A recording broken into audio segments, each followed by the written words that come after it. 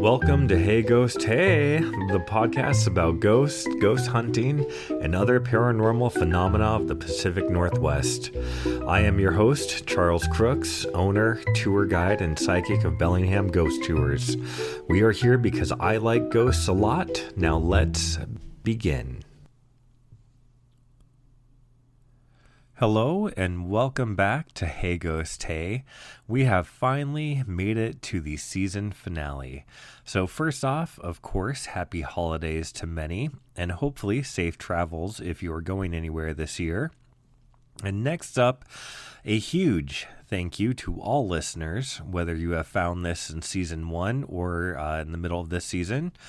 But I am so grateful to everyone that has listened to every episode and to those that have even asked for more. At this point, I am planning a third season. I do think it's going to take me away from the Pacific Northwest for some investigations. I will still be going on local investigations wherever I can, of course. And if anything is found, it will always be featured on here. Most likely on, if I do find anything on any of the newer investigations, that those will probably roll over to season 3, unless, I don't know, there's so much that I need to do a bonus episode about it. But I can say for sure that I had a few kind of other episodes and directions for this season that did not happen.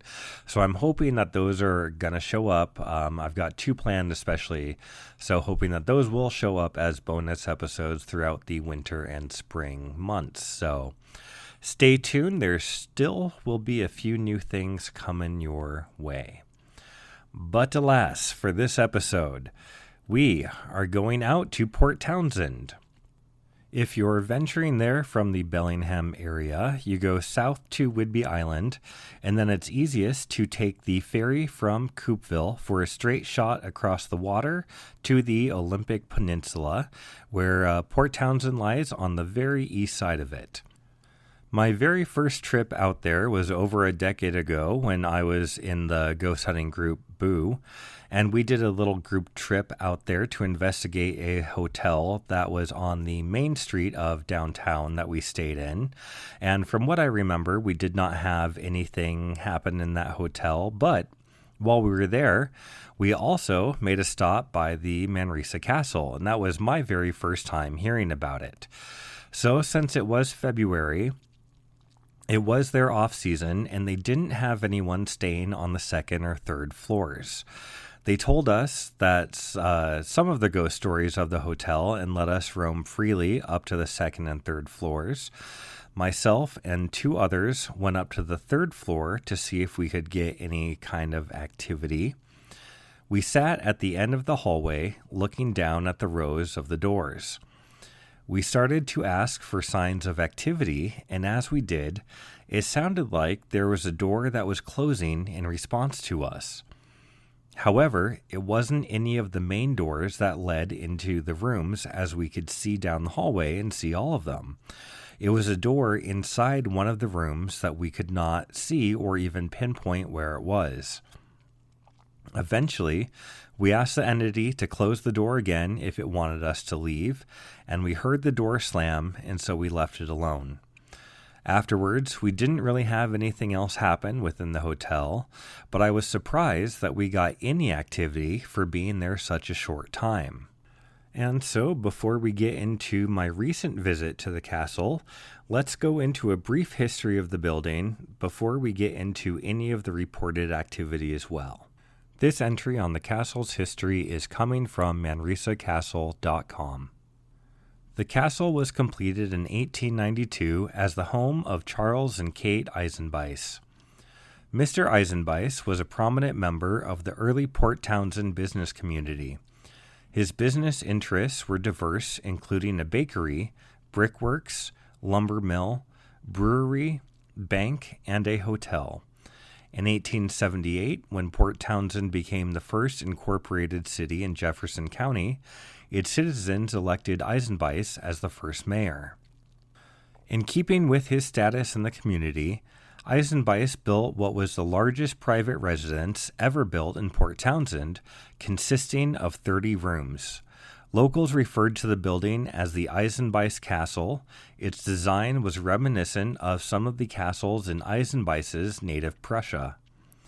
The walls were 12 inches thick, made with bricks from Eisenbeis's own brickworks, and the roof was slate. Tiled fireplaces and finely crafted woodwork were installed by German artisans. Charles died in 1902, and Kate remarried a few years later. The castle was left empty for almost 20 years, except for a caretaker. In 1925, a Seattle attorney bought the castle as a vacation place for nuns teaching in Seattle schools. This plan did not work out well, and in 1927, the Jesuit priests purchased the building for use as a training college. The priests spent their 16th and final year of training here studying ascetic theology. In 1928, the Jesuits added a large wing housing a chapel and sleeping rooms. They also installed the elevator in Otis at a cost of $3,400, a substantial sum in those days. When their addition was complete, the Jesuits stuccoed over the bricks of the original portion to give the building a more uniform look. They named the complex Manresa Hall after the town in Spain where Ignatius Loyola founded the order. The Jesuits left in 1968, and the building was converted into a hotel. The elements Manresa and Castle were taken from the two previous owners to create the current name. The three different owners since 1968 have all done their part to lovingly renovate the building to modern standards while maintaining its Victorian elegance. For example, there were only 3 bathrooms when the Jesuits left. Today, we have 43. So when it comes to the ghosts at the Manresa, there are primarily 2 rooms that are haunted.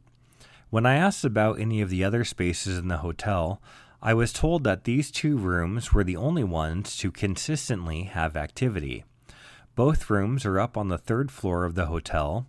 It is a double queen suite and the tower suite that are known for their spirits.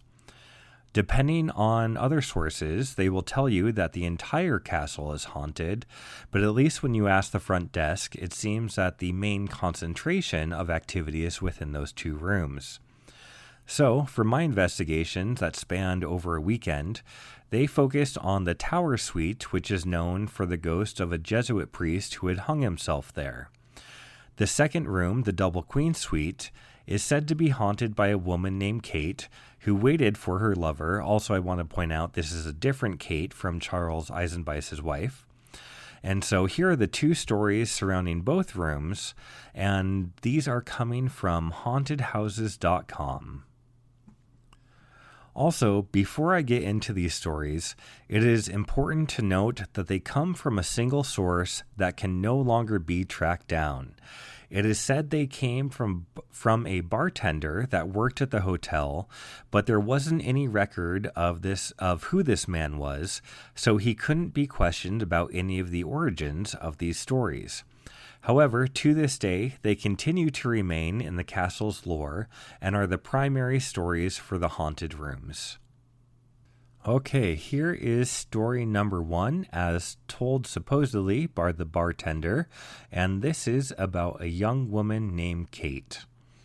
A young English woman, Kate, came and stayed at Manresa Castle in 1921 to wait for her beloved to return from the sea. Perhaps she was a relative of the caretaker who stayed at Manresa Castle as the one looking after the place. Disaster struck when her beloved ship sunk, and it was feared that all had died aboard. In her great distress, she killed herself by jumping out the window in room 306, not able to cope with the life without him. However, it was later learned afterward that her beloved had survived and had been picked up by a passing boat. And so we also have an additional story legend, number 2 to this, which added twists that were revealed confessed to investigator-author Jeff Dwyer by the female spirit thought to be Kate herself. Hopefully, she felt some peace in telling what really happened, if this indeed is true. Because it was such a long time to wait, she became lonely and got tired of waiting. Kate went out to have a good time and inadvertently became pregnant. While Kate was very upset when she had heard that her fiancé's ship had sunk and mourned for weeks, Kate panicked when she had learned that he had actually been saved from the sea by a passing boat, probably at the same time that she realized that she was with child. Too ashamed to face her fiancé, she jumped out of the window, killing herself on the sidewalk in front of the castle. Shame and guilt suffered because of a big sin and or being wrongly accused of something can cause hauntings as well. And before I go into the second story, I just want to point out, if you listen to the episode earlier in the season that was about the Bush House Inn in Index, that also had a spirit of a woman that had killed herself, waiting for a lover that had supposedly died. And so I almost kind of wonder if any of this is true, because it seems to be quite a popular story amongst historic hotels. And honestly, it makes for a very good ghost story. I think it's very easy to believe that we have ghostly activity from a mournful spirit that waited and kind of died in agony or sadness. However, I don't think that we really have much truth to that story, as we did not find much in the investigation related directly to Kate herself. But anyways, here is the second story about a Jesuit priest who hung himself. All right, legend number 2, a wayward Jesuit priest in training, also told by the bartender. This young Jesuit priest in training, who may have had emotional issues, broke the rules of behavior by having unsupervised visits with a nun residing in town. When called on this after he was caught, he probably experienced some scorn, punishment, and derision, and a threat of expulsion, causing him to become distraught and unhinged. They may have accused him of having carnal relations while he just was talking to her as a friend, or perhaps he did fall in love with her and did have intimate relations, as he was accused of doing. He is said to have hung himself in the attic from the rafters that supported the turret, right above room 302. While there is no record of a Jesuit student hanging himself in the attic, this is an event that, if had happened, would probably be kept quiet, because this would be a terrible black eye on the Jesuit college, Manresa Hall, that one of their own committed a cardinal sin on their watch in their building. Though his death certificate would have been a public document, perhaps they just used his civilian name instead of his church-given name. Port Townsend officials were very sensitive about suicide and the embarrassment of the people left behind. While there is no record of a Jesuit student hanging himself in the attic, there is a recorded story of another suicide connected to the original Eisenbeis family. People who commit suicide often find that this desperate act doesn't give them the peace and escape that they were expecting. They sometimes try to find the peace that they didn't have while alive in a place they know and love. Charles's son, Charles Jr., killed himself in the basement of the Baker Building in Port Townsend on September 29, 1897. Perhaps his business was failing, or some other tragedy he couldn't face pushed him over the edge of sanity. He probably grew up spending some time in the beloved family castle, and if his father was there in his life after, perhaps Charles joined him there, afraid to continue on to the other side because of his actions. And so, because of that, we could say the very same thing about the priest, that maybe he wouldn't want to face judgment even in the afterlife, and is still hanging around there today. So, how do things exhibit throughout the castle?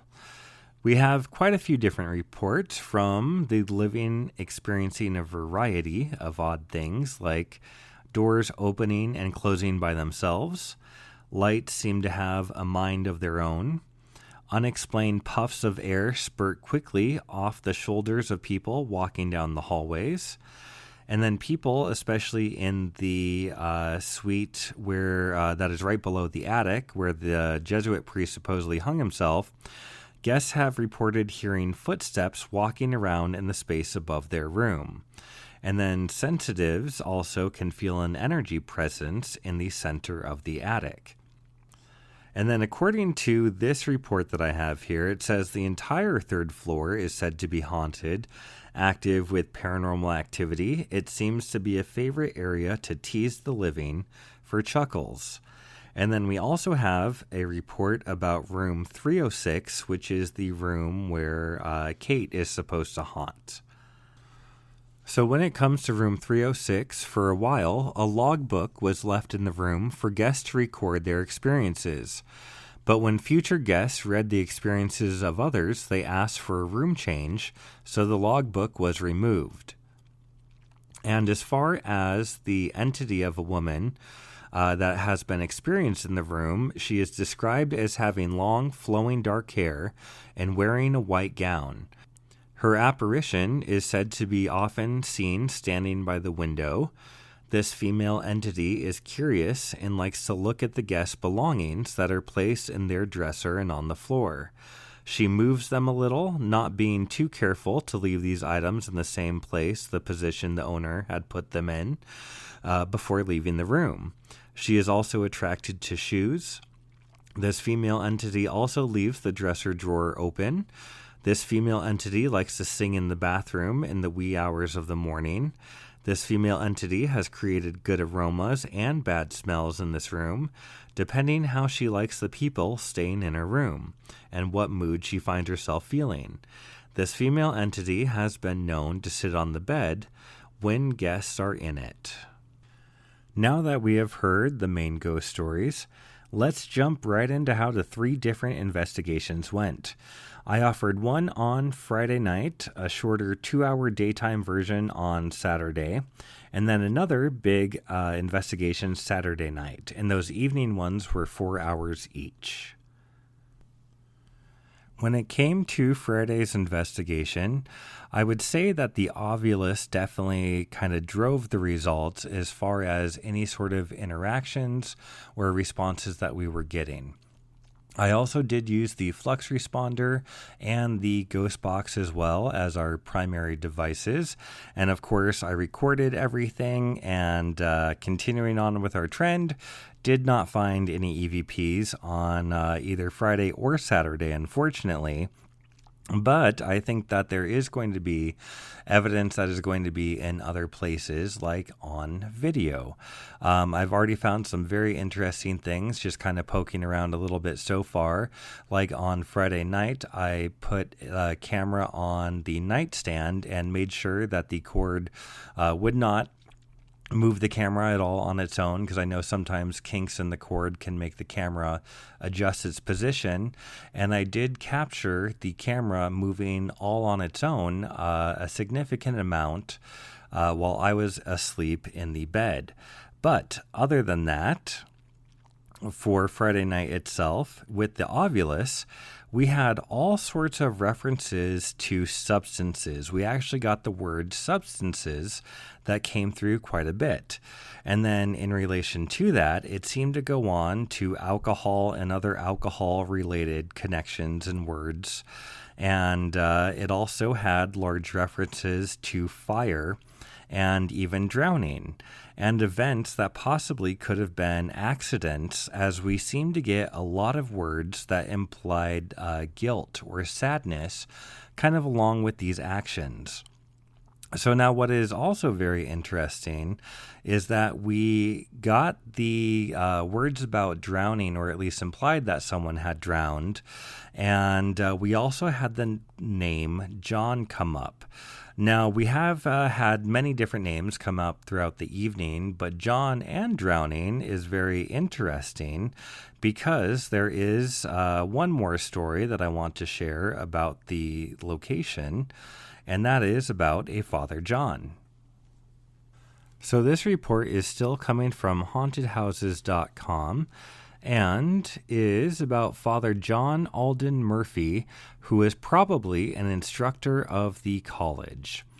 So this was researched by Olympic Peninsula Paranormal Society, who found a 1943 newspaper article that told of his demise from drowning in Puget Sound, though his body was never found. Perhaps his body sunk to the bottom and was pulled out by the strong currents to the sea. His clothes were neatly folded on the shore, suggesting that he was taking a recreation swim in the water on September 2nd, 1943, but had some sort of unexpected deadly mishap, perhaps some sort of health issue. Father John Alden Murphy's death certificate states that his death was assumed to be accidental. There was no suicide note, and perhaps it was part of his daily or weekly routine to swim in Puget Sound.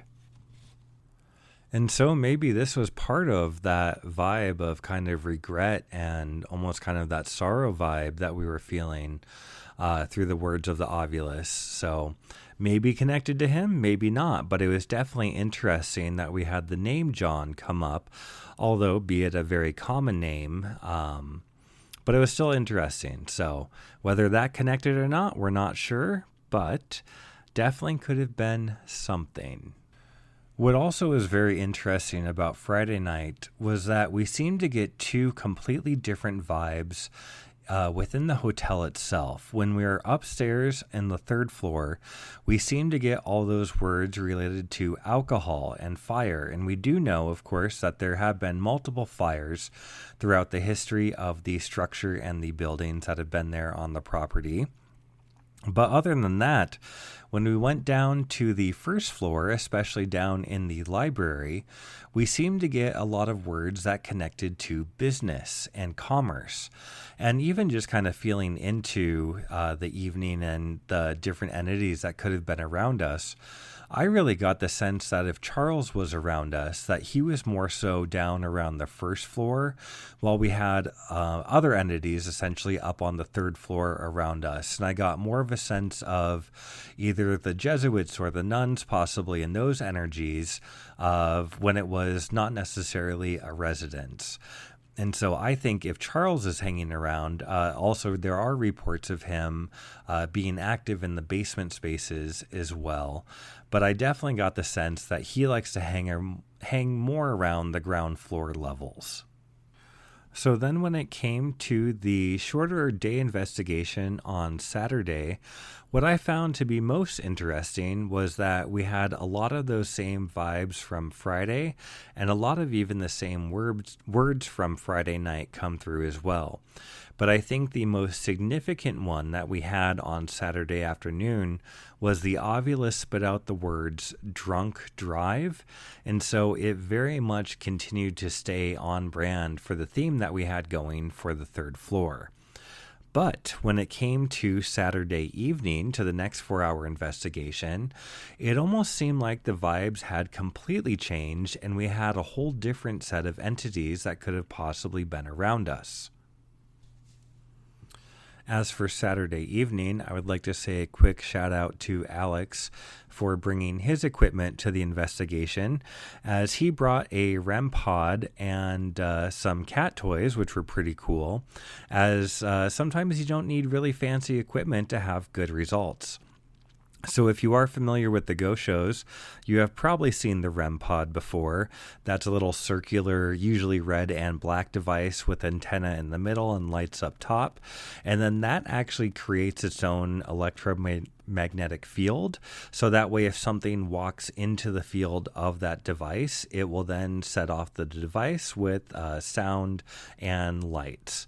And so it was just another really kind of cool way to identify what was in the space around us, because if we weren't having anything, say, on the flux responder walking by that, then we had the REM pod as a backup way to kind of show or be another kind of way to catch movement, I guess, as it's going around the room. So very cool to have that added. And then, of course, the cat toys are just little light up balls that you get for your cats to play with. And when they swat the balls around, they will light up as they are motion activated. So of course, in paranormal investigation, you just kind of leave those out, and they can be a trigger object for something to interact with.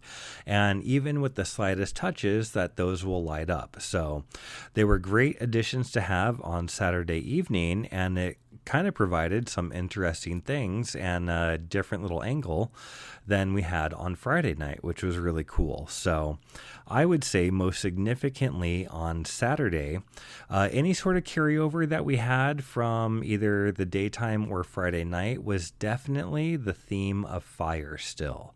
And so I just kind of think that there's so much residual energy related to the fires that have happened that I think that is a very natural thing to come up so frequently. Another interesting thing that we had happen was we actually felt a cold spot in the tower suite room that lasted for a little while and could be tracked around the room. And then lastly, I had my friend and coworker Andy join me for the investigation, and she stayed with me that night in the tower suite. And as she was trying to sleep, she said that she kept hearing almost like a tapping or popping or knocking noise throughout the room around her. And when she tried to pinpoint it, it seemed like it would move around the room. It often came from the circular area of the room where I called it the seance area because it looked like a perfect area to have a seance. But it just felt like a very energetic area. It's in a circular part of the turret. You're actually in the tower itself when you get that room. And so to me, it just already had kind of strong vibes. I mean, circular rooms will give off vibes for sure. But it definitely felt very energetically strong in there to me, especially when I felt into things before the investigations even got going. And so I always kind of wondered if maybe throughout all of the building's history, whether they did any sort of religious rituals or anything like that within the space. Obviously, we have the story of the Jesuit priest committing suicide in the attic right above. But I still get the sense that there is a lot of powerful energy coming from something else. So whether that could have just been worship or prayer or regular classes that might have gone on in the space, we don't know. But to me, it felt like a very energetically strong area. And just to go back to the evidence review portion of things, and to reiterate, I did not find anything on the audio, unfortunately, but I think there's going to be some interesting things that have yet to be found on video. So I mentioned the camera movement on Friday night as I was sleeping, so I know of that for sure. And also around that time, there's some orbs that move around the video as well, and interesting enough, there's an orb that kind of comes from the top of the screen, flies towards the bottom, and as it's flying down, it actually stops for a quick moment, like it's caught in the camera, and then quickly zooms off screen. And I've also started to review Saturday night as well, and even in just the few minutes really of footage that I've looked at, there are orbs zooming all over the place and all sorts of different shapes and sizes and light intensities. And so I know 100% that there were no bugs in the room at that time. And if it is dust, I think that we would have had to have a pretty significant amount of dust constantly flying around us to produce the results that I am seeing so far. So all of those, after I finish and get them edited, will be posted on my YouTube channel, where I post all evidence for all of my investigations and video-wise.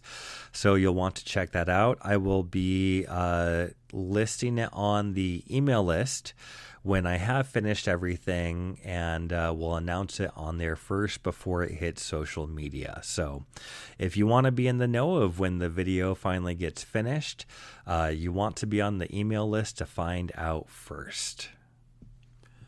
And even though I did not find any sort of audio evidence, I am still not giving up. And I'm thinking that I want to go back to investigate again, possibly in March or April. And we'll do something similar with night investigations. So if you want to be a part of that, again, sign up for the email list, because I will announce it there first. But I definitely think that the Manresa needs another go, needs another sweep through, and hopefully we'll find some different things. And also, it's always interesting to go back to a location for a second investigation to see if any of the things that we caught that first time will stay consistent during that second time. So if you want to be a part of that, look for it in the email list. And so, as I go into the investigations for season 3, I think one of my bigger questions is why I can get EVP evidence sometimes and not other times. I have noticed that when I investigate by myself, while I have had personal experiences, I rarely seem to get any EVPs. And even in season 1, with all of the newer recordings I captured, it was always when I was with others. So one of the biggest differences from years ago to now are the boundaries that I hold for myself and my home. It definitely makes me want to experiment a little bit with my intentions before I go into future investigations to see if I can make things kind of show up either more frequently or just differently. So one of the things I definitely want to spend some time and energy with. But with that, that is going to officially wrap up this episode and all of our main episodes for season 2. Whether you are new or have been listening along the way, thank you so very much for being here. You can always join me on a tour in Bellingham or in Coupeville when I have those going on, as well, as those are a lot less frequent. But I'm looking forward to offering newer investigations in the new year, including my very first ever teen ghost hunt, which is right now estimated for February. And so you can always find me on Instagram and TikTok at Bellingham Ghost Tours, or directly email me at bellinghamghosttours@gmail.com. So until we meet again, stay spooky, my friends.